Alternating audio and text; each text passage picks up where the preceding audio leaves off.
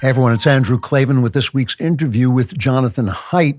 I'm really happy to do this interview because when I read Jonathan's work, I frequently find myself discussing it with him in my head. So it's kind of nice to have the things in my head actually appear in reality, which may be cause for medication, I'm not sure. But books like The Righteous Mind, The Codling of the American Mind are books of high-level intelligence, but also books of tremendous goodwill. They show a sort of anti-dogmatic flexibility of thinking that I just don't see very much in modern works of intelligence. He's got a new book out called The Anxious Generation, How the Great Rewiring of Childhood is Causing an Epidemic of Mental Illness. I want to talk to him about that and about more on his outlook on life. Jonathan, thanks so much for coming on. It's nice to meet you.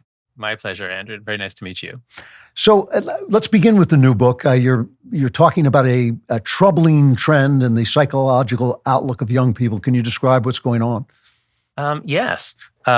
We first noticed something was very strange in 2014, 2015. The students who were arriving on college campuses were suddenly much more fragile, much more easily offended. They claimed that speech was violence. They were harmed by speech.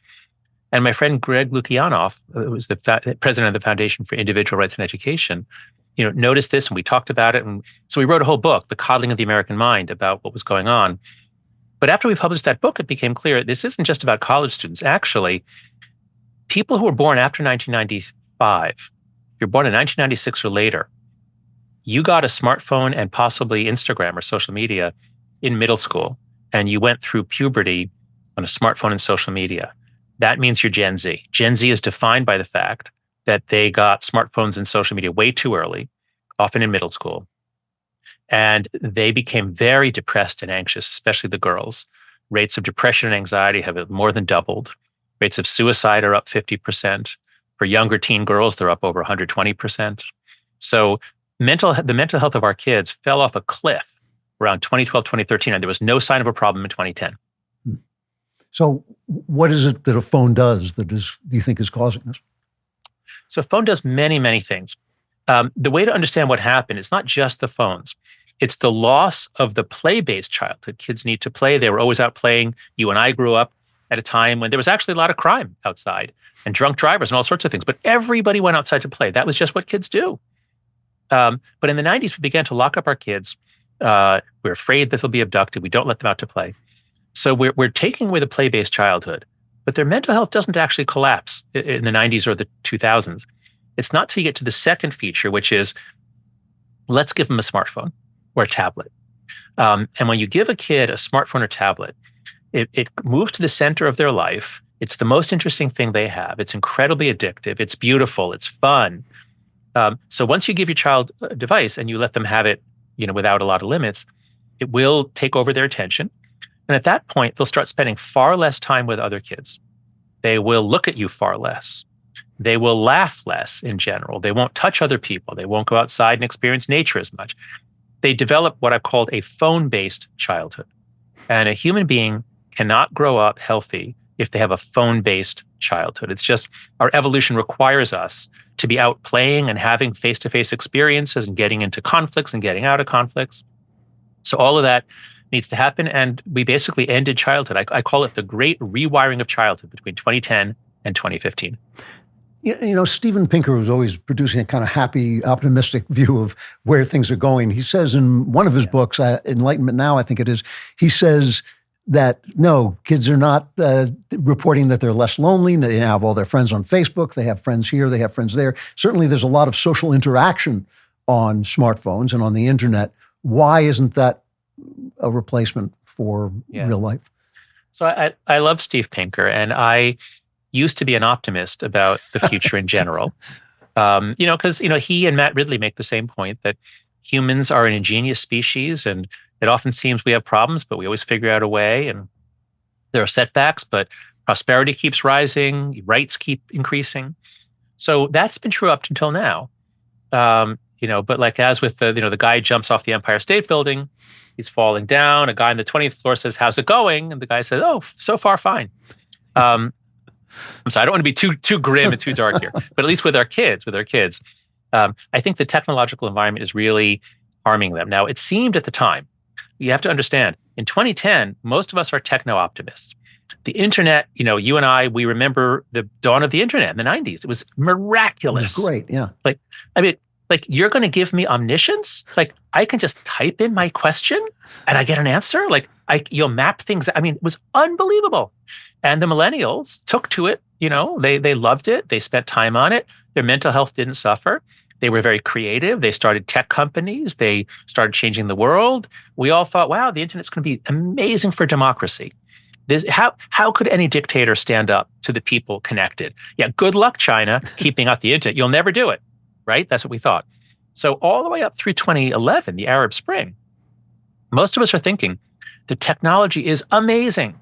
And these kids, they're digital natives, we said. We call them digital natives. And we assumed they'd be super smart and super social because they're connecting to 500 people a day, whereas you and I, we talked to maybe 10, 15 people a day. That was it. So that's how we got suckered into this, is that we thought it was okay.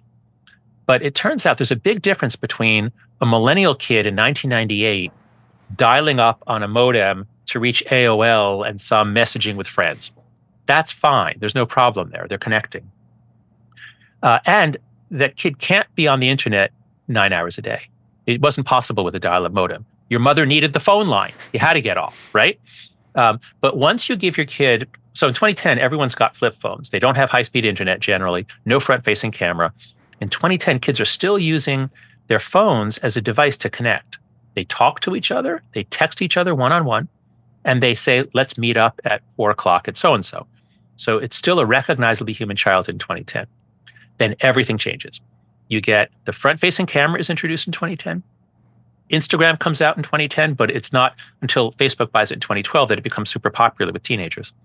You get high-speed, everyone's got high-speed internet, unlimited texting. And so by 2015, many, many kids are now spending most of their available time on their phone, and even their unavailable time. So even if they're in school, they're on their phone. Even if they're in bed and they got the lights out, they're on their phone. So it becomes possible to spend more than 10 hours a day on your phone. And that blocks out everything else. Time with friends, time with your parents, reading, hobbies, everything else decreases. And that, I think, is kind of bad for you. Aside from what you're losing, aside from the actual, touch grass, face-to-face contact with people, is there something about social life on a phone that is inherently bad? Oh my God, yes, absolutely. Absolutely. No, because so there are two things that, we do. And as adults, we're very comfortable in both. One is connect, the other is perform. So, right now, you and I, we're kind of connecting, but we also know this is for our podcast. This is where, we know that we're going to be viewed by lots of people. There's something about living on a stage. It's just different. And so we don't, it's fun if your child performs in a play and they're on a stage for 20 minutes, that's great. But what if your child lived on the stage all the time and there's always an audience, and your daughter is beginning to enter puberty and her body's beginning to change, and there's always an audience, and the audience is always commenting on her body, and they're commenting on her clothing, and they reinforce her for doing things that make her look like a porn star. She has to pose in a certain sexy way, and she's 11. But our kids are being shaped by the expectations online. With hypersexualization, a lot of materialism. You've got 9, 10, 11-year-old girls going to Sephora now buying face creams to preserve their skin. It's a sick world. It's not an appropriate world for children. And the nature of online life is performative. So I have a Substack, After Babel. I hope your listeners will come to it. It's free. Nothing's behind a paywall. We have a post today from Kristen Bride, a woman whose son committed suicide. He seemed perfectly happy. He seemed like things were going fine, but he was being bullied online.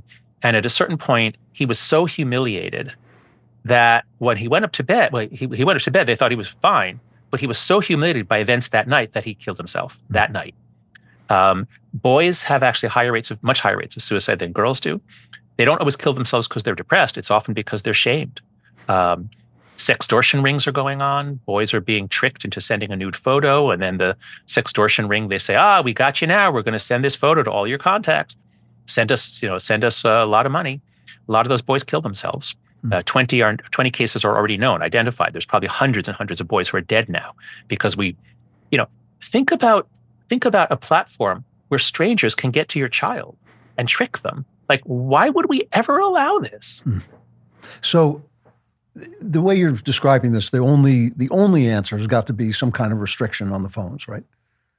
Well, so I think so in general, I wrote my book, The Anxious Generation. I wrote it assuming that there would not be much legislation, at least not in this country. In Britain, they are actually moving. There is legislation to change social media and to raise the age.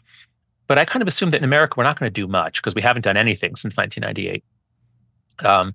And I've mostly focused on social norms. So, in Britain, they're talking about banning the sale of smartphones to anyone under 14. I don't think we should do that in America. I think the choice of getting a smartphone should be up to the parent. But I want to create a norm in which we parents, we all say, you know what, we're all going to wait till high school. Let's just let kids get through early puberty, let them get through middle school. It's the hardest part of life. Let them get through that on flip phones or phone watches. They can text us on a flip phone or phone watch. We're not going to give them a smartphone until high school. That, I think, is a norm, not a law. Now, where we do need a law, I think, is a terrible law, thoughtless law, created before we knew what the internet was, said, how old does a child have to be to make a contract with a company that wants data from the child without the parent's knowledge or permission? At what age can we let a kid go on AOL, create an account, give away their data, and the parents don't even know? And the original age was 16 in this bill, but it got pushed down in lobbying to 13 with zero enforcement. So right now, the age is set to 13. Any child who's old enough to lie and say that she's 13 can go on Pornhub, they can watch beheading videos, they can watch Cat in a Blender, they can see any horrible thing on the internet. That's crazy that we have no guardrails of any kind on the internet. They can be on groups with perverted men who are tricking them to sending photos of themselves naked. Like anything can happen. There's no restriction, no guards. I think we need to raise the age from 13 to 16 and then actually require the companies to enforce it. Right now, it all falls on the parents. It's as if we said, kids can go into bars, they can go into strip clubs, they can go into brothels. The companies don't, they shouldn't have to check IDs. It's up to the parents to keep their children out of strip clubs and brothels and bars and casinos. That's absurd. That would never, ever work. But that's the situation that all parents are in. We're all facing this, unless we're looking over our kid's shoulder, unless we put on crazy monitoring software and we're reading their text, we don't want to do that. So we do need help from Congress, I believe, to just set the age to something reasonable and require the companies to have some responsibility for what they're doing to our kids. Right now, they have none.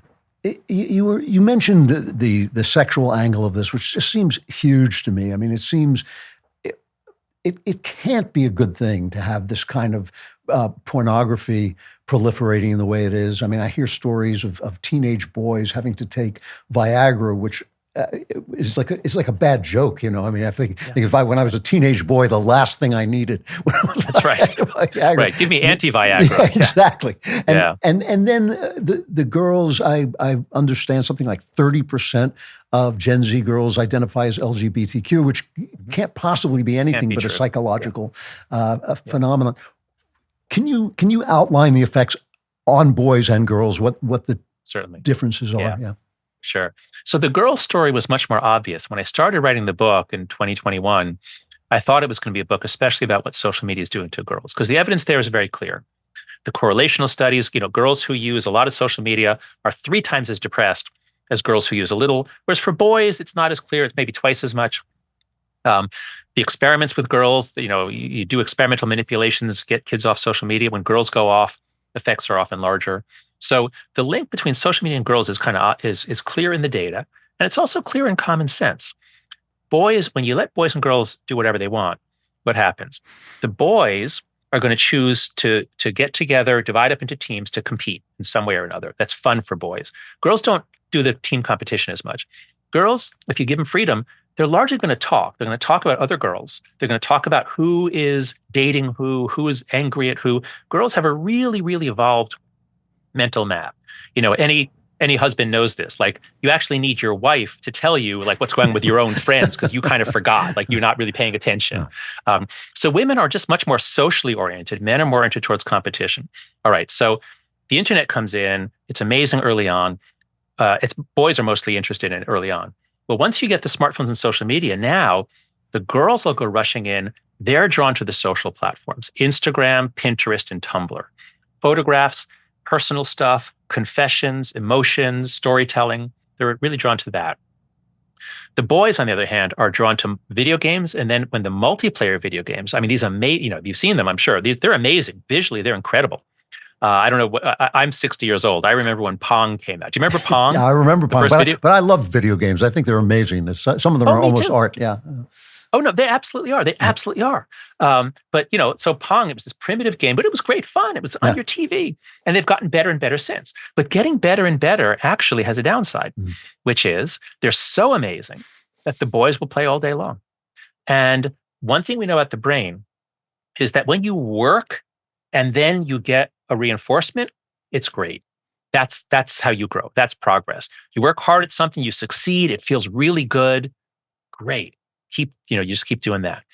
But when you can get reinforcement just by pressing a button, when you're a rat in a cage, you press a button and the electrical line goes into your brain, releases, triggers the dopamine neurons. That's really, really bad because the rat will keep pressing. And what the brain does when you flood the dopamine system frequently, it has to re-regulate itself to restore homeostasis. So the sensitivity of those neurons actually decreases because you're getting so much dopamine, so much stimulation of those neurons.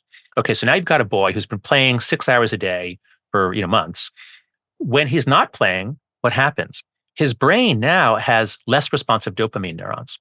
So if he's just going out, out with his friends, if he's just talking with you at the dinner table, it's like really boring. It's like painfully boring. His brain is like, oh, I can't stand this. I need stimulation. I need more dopamine. So it's a really, really bad idea to let your boys play a lot of video games. Now, I don't want to say take them off entirely. Letting your kid play 2 hours a day on the weekends, I think is fine. That's great. But 3 hours a day every day, it's not going to hurt everyone, but it's going to hurt a lot of them. And it's going to addict. Between 5 and 10% are going to get addicted. And if they get addicted, if it's painful for them to not be on it, this is going to interfere with their development. So anyway, social media is really drawing in the girls, but then it actually isolates them and separates them. It doesn't really connect them. It's fake connections. And video games are attracting the boys to do competition, but it's fake. It's not like a sporting event where the boys have to work out the rules. There are no conflicts on video games. There's no foul, no out of bounds that has to be judged. The program makes all the decisions. So the boys are having easy, fun competition. They're not really having to work at it. They don't grow. They don't develop. They're not developing skills that will turn them into men. Sorry, I went on for a long time. The point is, boys and girls are choosing different activities. They're both really enticing, but yet when they do them, they don't develop the real skills they need in the real world, and they almost instantly, they go on in 2012, especially social media, and in 2013, they're depressed, anxious, and lonely. It's a really sharp transition. I took my Balance of Nature fruits and veggies this morning. I hope you did too. Balance of Nature fruits and veggies is the most convenient way to get whole food ingredients daily. They're the kind of vegetables that actually count. Balance of Nature uses an advanced cold vacuum process that encapsulates fruits and vegetables into whole food supplements without sacrificing their natural antioxidants. The capsules are completely void of additives, fillers, extracts, synthetics, pesticides, or added sugar. The only thing in Balance of Nature's fruit and veggie capsules are fruits and veggies. Balance of Nature helps our bodies obtain the necessary nutrients for proper functioning. Replacing deficient nutrients can increase energy levels and provide other health benefits.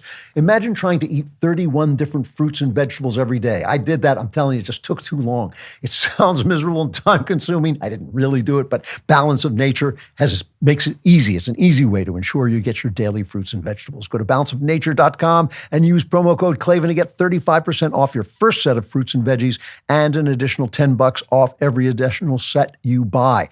Balanceofnature.com, promo code Klavan. As you take them, you can think, I am doing this exactly like KLAVAN.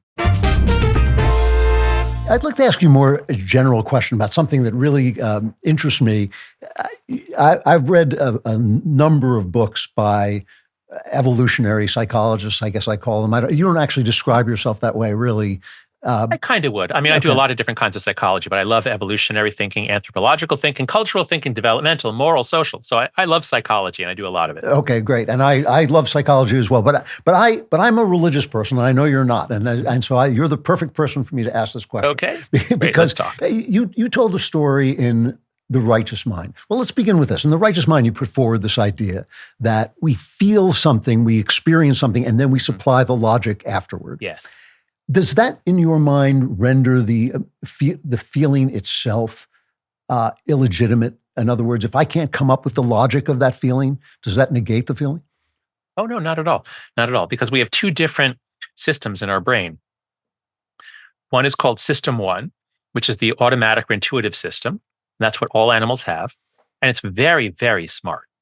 We have a sense of when someone is lying to us or when someone is hiding something. We have a vague memory or sense that the way to go is that way. I think we're trying to, so our intuitive mind is brilliant and it's not necessarily verbal.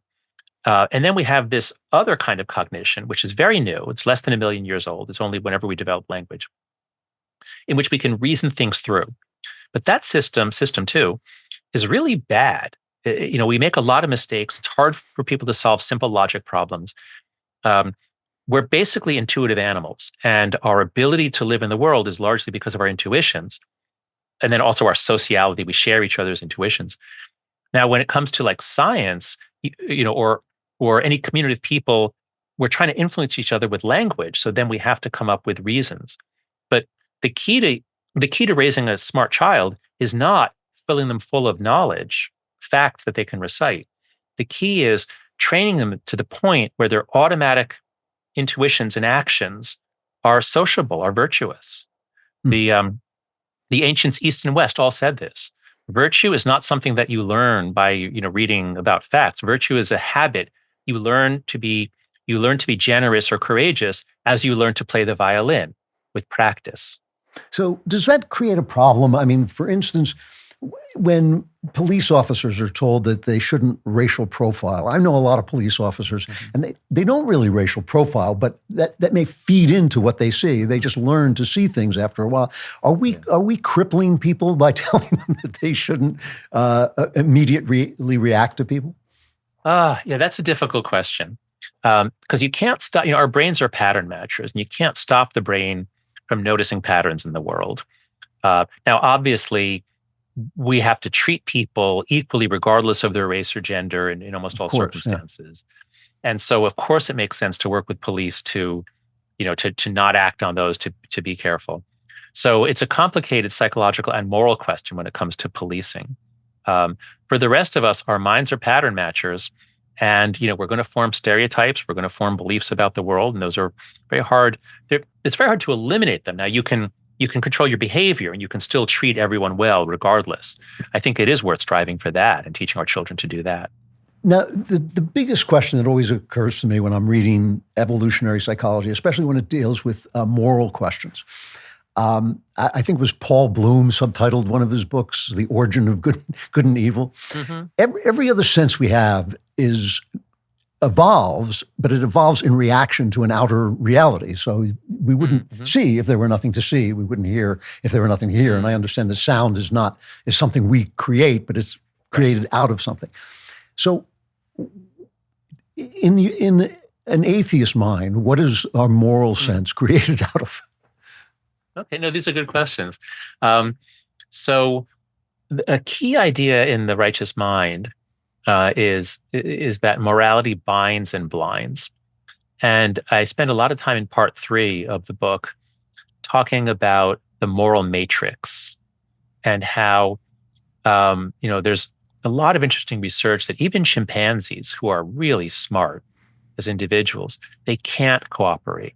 They can't work together. They can't carry a log and put it up against the wall and climb out of the zoo pen. They can't do that. And I described the research of a really great psychologist who showed that with people, we develop what did he call it? It's more than shared reality. It's we jointly construct a reality and then we live in it. And you can see this if you've ever traveled in another country where you don't speak the language, you can actually kind of get around. And you can kind of if there's a difficult situation on the street and you have to sort of get past somebody on a bicycle, we can all work it out because we all understand what we're doing. So humans have this amazing ability to co-create a shared reality and then live in it. And, in some groups, it's all about respect for the father and it's very patriarchal. In other groups, it's more matriarchal. I mean, the range is so variable. So I would say that our moral sense is about a reality, but it's not a physical reality. It's the same reality as, say, the prices in a market. So gold is more valuable than silver. That is not just my opinion. That is a fact. But it's a fact that emerges out of a market in which people are trading. And then prices emerge. So prices are real. And in the same way, I would say moral truths are real, but they're not like the truths of physics. They're not like, Earth is the third planet from the sun. Doesn't matter if you believe that or not. It was true before humans arrived, and it'll be true after we're long gone. That's a fact about the natural world. Moral truths, I think, do exist, but not quite in that way. Does that make sense, or does that sound too close to relativism to you? No, it's a little close to relativism, only because what I wanted to ask was, I actually agree that there's something, that there is a truth in that. My question would be then, if you're on a planet of Nazis, would they be right? Which I just don't think they would, right? Yeah. Well, no, but look at it this way. Suppose we find intelligent life on another planet, but rather than reproducing sexually, they are like bees. So everyone is or let's say everyone's a clone of everyone else. And there's only one individual queen who lays all the eggs and makes. If we found intelligent life on another planet and it was like that, I would bet you that if one of those people was defective or harming, everyone else would just kill him. Because they wouldn't have a sense of individual rights. There'd be no idea of individual rights if that was their genetics. Bees could never evolve. No matter how big a bee's brain gets, it could never care about individual rights because their evolution is that they're a cell in the body. They're there to be part of the whole. So in a sense, bees are the ultimate fascists, you might say. So I guess I'll take your point that if they really were clones of each other and they had kind of, fascist or Nazi ideas, I think it'll be hard for us to say on planet Earth that they're wrong on planet, Zimpo or whatever you want to call it. Right. What do you think about that? Well, is that a little too far-fetched? It's a little bit, because it actually poses an entirely different set of moral values inherent in the bees. Nobody, not even a religious person, thinks that the moral values of bees would be the same as people. But if you walked in to Nazi Germany at its height, in fact, the vast majority of people there would have been on board and would have been wrong. So that the moral web that they had created would be a false one. What would it be false in relation to? Yeah. So that's okay. Good. This is good that you're pushing me on this. So as long as you tell me that these are our fellow human beings, and that these are Germans in the 20th century. Germany was the most advanced civilization in the 19th century. Yeah. I mean, the arts, the music, the science. Germany was incredible in the 19th century and into the 20th. So they don't have any excuse. They don't have an excuse like, well, we're with our ancient tribal customs from 5,000 years ago. Right. So what happened to Germany is astonishing, and that's why in social psychology we're so interested in it. How could the height of civilization, how could they have descended into the depths of barbarism? And I guess what I would say is humanity has this amazing ability to be tribal, which means we can come together to fight someone else. We're very good at that. We do that automatically. Me against my brother. There's a Bedouin proverb. Me against my brother. Me and my brother against our cousin. Me, my brother, and cousin against the stranger. The genius of liberal democracy in the 20th century, I think, is we found ways of living together that kind of push down the tribalism. They allow us to welcome the stranger. They allow us to have diversity. Now, I'm probably with you, and I'm Jewish. The Jewish experience in America was of assimilation. And boy, did that work well. We got to still be Jewish, but yet be American. Major contributions to American society. There was no real division. It was great. The assimilationist approach to immigration in the 20th century did wonders for America. It worked really well. So we if we can push down the tribalism, we can have a very decent life. and we can live with difference and get the benefits of it as well. What happened in Germany was somehow the tribalism got cranked up to the top. Now, a lot of that was Adolf Hitler's specific messaging. It's right there in Mein Kampf. It's all the stuff he said. But I'm sure historians would guide us through the process of losing World War I and the humiliation and the poverty and the inflation and the depression. So, there's a complex historical and psychological story as to how Germans ended up following Hitler. And it's a tragedy and it's a horror. It's still wrong, though, right? Yes, it is still wrong. But I would say it's wrong, not in a universalist sense that any intelligent life that came here from other planets, even bees, would see it. In fact, our ancestors from 10,000 years ago or 5,000 years ago would have seen it as, might makes right. Mm-hmm. Genghis Khan, if he was able to kill all the men and rape all the women, he did it. So 5,000 years ago, or even 2,000 years ago, what Hitler did probably would not have been obviously wrong. He just failed. He failed at it, but he gave it a good try, they might say. But in civilized, but in civilized societies, as we have in the 20th century, we're so far past that. We've evolved so far beyond it that killing people just because of their group membership is pretty much the worst thing you can do. And Germany went for it and did it anyway. All right. I would love to talk more about this, but I'm out of time. Really wonderful. When you write a new book, I hope you'll come back and we can continue the conversation. Oh, my pleasure, Andrew. I hope listeners will go to anxiousgeneration.com. That's the website for the book. We've got lots of ideas for parents, for teachers, for legislators, all kinds of things you can do to give your kids a play-based childhood, a childhood rooted in the real world, in fun, in social interactions, and to delay the phone-based childhood. Give the website again. anxiousgeneration.com. Great. Jonathan Haidt, thank you very much for coming on. It's a real pleasure to meet you. Oh, my pleasure, Ed. What an interesting conversation. Thanks for those questions. Thanks. Great talking to him. Always wanted to ask some of those questions and would have loved to have asked more, but we're out of time. Come to the Andrew Klavan Show on Friday, and I will be there. I hope you will be there too.